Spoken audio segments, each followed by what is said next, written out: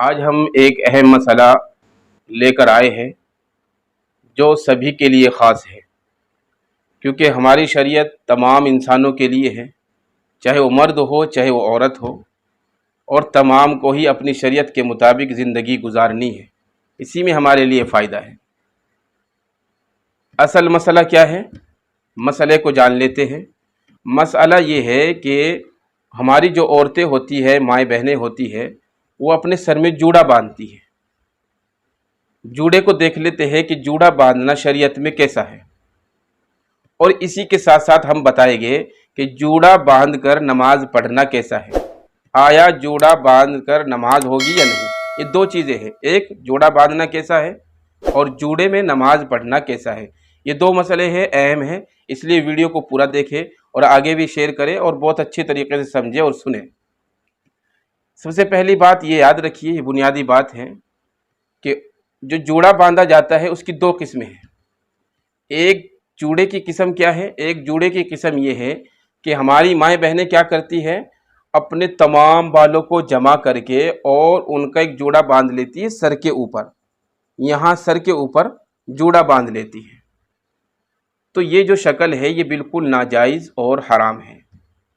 اور دوسری شکل کیا ہے؟ دوسری شکل ہے بالوں کو جمع کر کے گدی کے پیچھے، یہاں گدی کے پیچھے جوڑا باندھ لیتی ہے، تو یہ شکل بالکل جائز ہے۔ اس طرح ہم جوڑا باندھ سکتے ہیں، لیکن جو جوڑا ہم سارے بالوں کو جمع کر کے سر کے اوپر باندھتے ہیں، جس طرح اونٹ کی کوہان ہوتی ہے، اونٹ کی جو کوہان ہوتی ہے اوپر، اس طرح ہمارا سر نظر آتا ہے، تو یہ ناجائز اور حرام ہے۔ یہ تو ہو گئی جوڑے کی بات کہ کون سی شکل جائز ہے اور کون سی شکل ناجائز ہے۔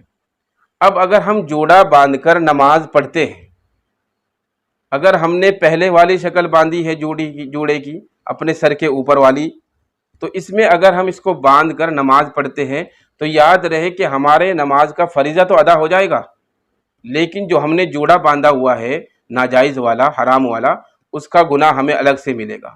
اس لیے یاد رکھیں جب ہم نماز پڑھیں تو نماز میں ہر اس چیز سے بچے جو گناہوں کا سبب بنتی ہے اور جس سے گناہوں کا ارتکاب ہوتا ہے، کیونکہ ایک طرف ہم عبادت کر رہے ہیں اللہ تبارک و تعالیٰ کی، دوسری طرف ہم اللہ کی عبادت میں ہی گناہوں کا بھی ارتکاب کر رہے ہیں۔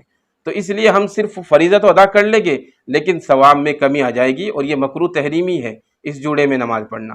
اور دوسری شکل ہے گدی کے پیچھے جوڑا باندھنے کی، تو جو گدی کے پیچھے جوڑا باندھنے کی شکل جو ہے اس کے اندر بالکل نماز پڑھنا جائز ہے، بلکہ اس میں افضل ہے، کیونکہ عورتوں کے جو بال ہے یہ بھی سطر ہے۔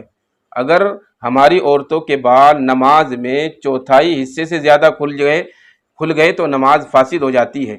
اس لیے اگر ہم گدی والا جوڑا باندھ کر نماز پڑھیں گے تو اس گدی والے جوڑے میں نماز پڑھنا اور بھی زیادہ افضل ہے، کیونکہ اس میں سطر اچھے طریقے سے چھپ جاتا ہے اور بال اچھے طریقے سے چھپ جاتے ہیں۔ تو اس لیے ہماری مائیں بہنیں یاد رکھیں کہ جو اپنے بالوں کو جمع کر کے سر کے اوپر جوڑا باندھتی ہے، حدیثوں میں بھی ان کے لیے سخت وعید آئی ہے۔ ایسی عورتوں کے لیے ایسی وعید آئی ہے کہ ایسی عورتیں جنت کی خوشبو بھی نہیں پا سکتی، یعنی جنت کی خوشبو بھی ایسی عورتوں کو حاصل نہیں ہو سکتی جو اپنے سر کے اوپر جوڑا باندھتی ہے، اور اسی طریقے سے اہل جہنم میں شمار ہوگی۔ تو ایسی وعید آئی ہے ہماری شریعت کے اندر۔ اس لیے ہماری مائیں بہنیں فیشن پرستی کے نام پہ اپنے دین کو نہ بھولے، اپنی شریعت کو نہ بھولے، اپنے قرآن کو نہ بھولے، اور اپنے نبی کی زندگی کو نہ بھولے، اور اپنے ازواج مطہرات کو نہ بھولے، اپنی ماؤں کو نہ بھولے جو ہماری جو امہات المؤمنین ہیں، جو ہمارے نبی صلی اللہ علیہ وسلم کے اہل بیت ہیں، ان کو نہ بھولے، ان کے مطابق اپنی زندگی گزارے۔ اسی میں ہمارے لیے کامیابی ہے۔ ہماری جو فیشن پرستی ہے دنیا کی، چند گھنٹے کے لیے ہوتی ہے یا چند منٹ کے لیے ہوتی ہے، لیکن یہ ختم ہو جاتی ہے، لیکن مرنے کے بعد والی زندگی یہ ہمیشہ ہمیشہ کے لیے ہے۔